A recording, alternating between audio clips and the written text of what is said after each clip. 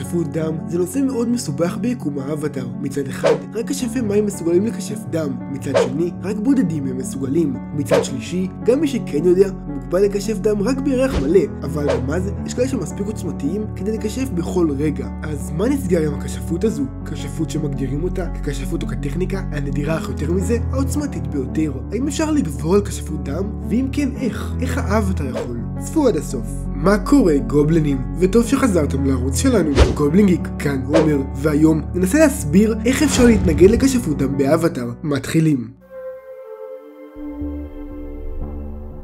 בתחילת אבטר כשף האוויר האחרון ראינו כשפי מים שגרים רק במקומות קרים, בקוטב הדרומי ובקוטב הצפוני, וזה כי האלמנט שמקשפים הרבה יותר נגיש להם במקומות האלה. הם יכולים להוציא מים מהקרח, מהשלג ומהים שמסביב. המים שהוא האלמנט שלהם נגיש להם והם בעצם חיים אותו. בהמשך הכרנו את אנשי הביצה שגם הם כשפי מים, אבל הם לא בסביבה קפואה או מלאת נוזלים, או שכן, בביצה אומנם לא קר, אבל כן יש הרבה נהרות ואגמים, אבל זה לא מקור המים העיקרי שלהם. זה לא המקור ממנו הם שואבים מים לקשף, כי כשפי הביצה משתמשים בסביבה, בביצה, בדיוק כמו השם שלהם. מה שכשפי הביצה עושים זה לקחת מים מהענפים, העצים והגפנים של הביצה שבתוכם יש מים, כי בעצים וצמחים יש אחוזי נוזלים גבוהים, וכך כשפי הביצה יכולים בעצם לקשף את העצים האלו. לאחר שלמדנו על זה, הבנו שכשפי מים לא חייבים מים סביבם, אלא מספיק צמחייה מרובה או יער ומסודרים, אבל בהמשך גילינו שזה יותר מזה. לקראת סוף הסדרה באבטר נחשפנו ליכולת החזקה ביותר שיש לכשפי המים, כשפות דם. כשף מים מספיק מיומן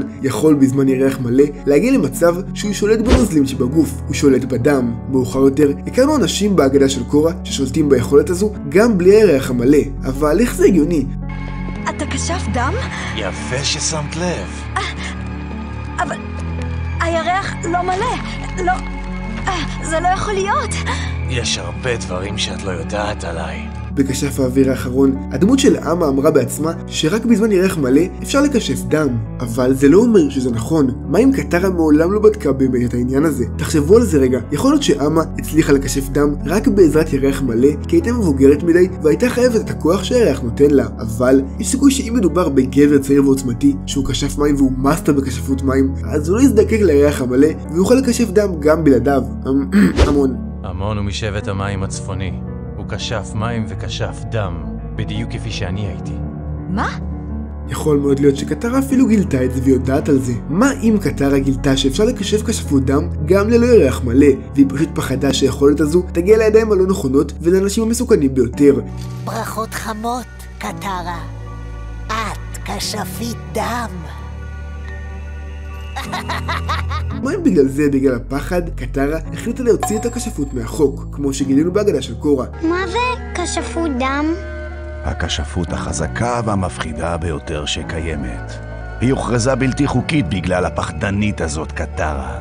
כי מה יותר קל מזה שבעלך הוא האבטר ואחד מיוצרי העיר, עם צוקו, ואח שלך הוא חבר מועצה בעיר? זה הגיוני גם למה החוק התקבל כל כך מהר, וגם איך. הרי כמה כבר אנשים ראו כשפי דם בפעולה? אנחנו בשני הסדרות ראינו בודדים. יש לנו עשרות עדים, יקון.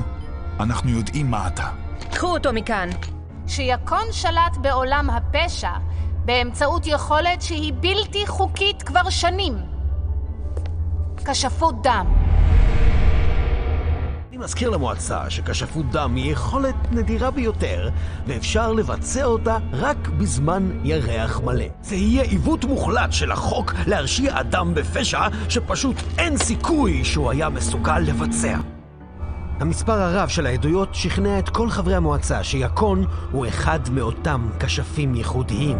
בכל אופן, בואו נעבור לשאלה של הסרטון, כי כל זה היה סתם תיאוריה ממש מגניבה שעלתה לי לראש. תגידו לנו גם מה דעתכם עליה דרך אגב. אז האם אפשר להתנגד לכשפות דם? לדעתי, התשובה היא כן. הנה התיאוריה שלי. כן, גם זה נחשב תיאוריה, כי אין באמת תשובה רשמית איך עושים את זה. אז מה אם כשף דם אחד מנסה לעשות כשפות דם על כשף דם שני, ושניהם באותו הכוח? זה לא עובד, כי כשף מים השני מתנגד. אבל אתם יודעים מה? לא מים, כי למעשה ראינו את זה בסדרות. קטרה הצליחה להתנגד לכשפות הדם של אמה. הכשפות שלי חזקה יותר משלך, אמה.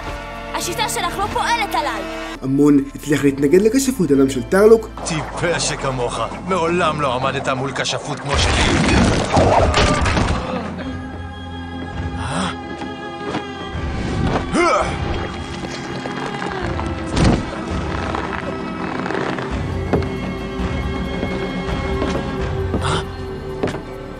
מה אתה, המון?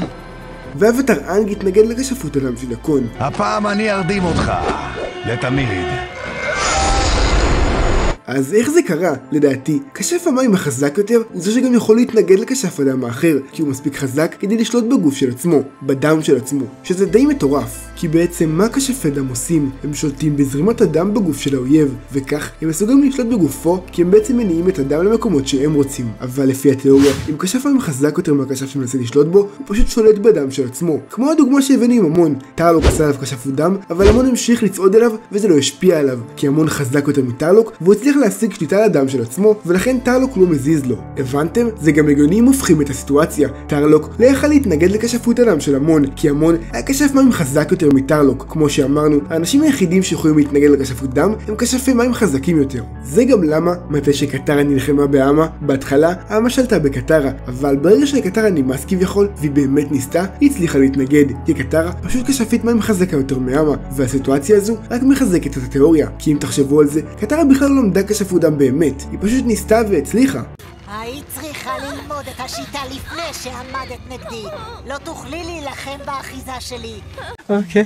דוגמה אחרונה, הסיבה שאנג הצליח להתנגד ליקון רק מתי שהוא נכנס למצב האבטר. בלי מצב האבטר, יקון שלט באנג, כי הוא כנראה כשף מים חזק יותר בכשפות הספציפית הזו. אבל ברגע שאנג נכנס למצב האבטר, מיד הוא שלט על הגוף של עצמו, כי במצב האבטר, אנג היה כשף מים החזק יותר בסיטואציה. סיבה נוספת, שהרבה חושבים שבגללה אנג הצליח להתנגד לכשפות הדם, שאחד מהאבטרים הקודמים היה למעשה כשף דם. הנה התיאוריה בקצרה. באבטר כשף האוויר האחרון, בפרק השני, אנג נכנס למצב האבטר מתי שהוא נופל לים, והוא עושה שם מהלך כשפות מים ברמה יחסית מתקדמת. למרות שהוא מעולם לא למד איך לכשף מים, אנג מצליח כמובן לעשות את היכולת הזו רק בעקבות מצב האבטר. לכן יש הרבה שטוענים שכנראה היה אבטר בעבר שהוא או היא שלטו בכשפות דם, ולכן כשאנג נכנס למצב האבטר מול יקון, הוא מצליח להתנגד, כי בעצם הוא יודע כשפות דם בזכות אבטר מהעבר שכנראה שלט בכשפות. אני מעדיף את התיאוריה הראשונה של אנג ויקון מאשר זאת, אבל מה אתם חושבים? כמובן שכל מה שאמרתי כאן אלו ספקולציות ותיאוריות, והיוצרים לא באמת דיברו יותר מדי על כשפות הדם, אז תבחרו אתם למה להאמין. אז הגעתם עד לכאן, תגיבו אשטג כשפות בתגובות, ותדעו שאנחנו מעריכים אתכם בטירוף. תגיבו לנו מה חשבתם על הסרטון, והאם הייתם רוצים לראות עוד סרטונים כאלה ודברים דומים. אז בסדר גובלינים, אני הייתי עומר וזה הסרטון שלי להיום. מקווה שנהנתם, תכתבו בתגובות למטה מה חשבתם על התיאוריה.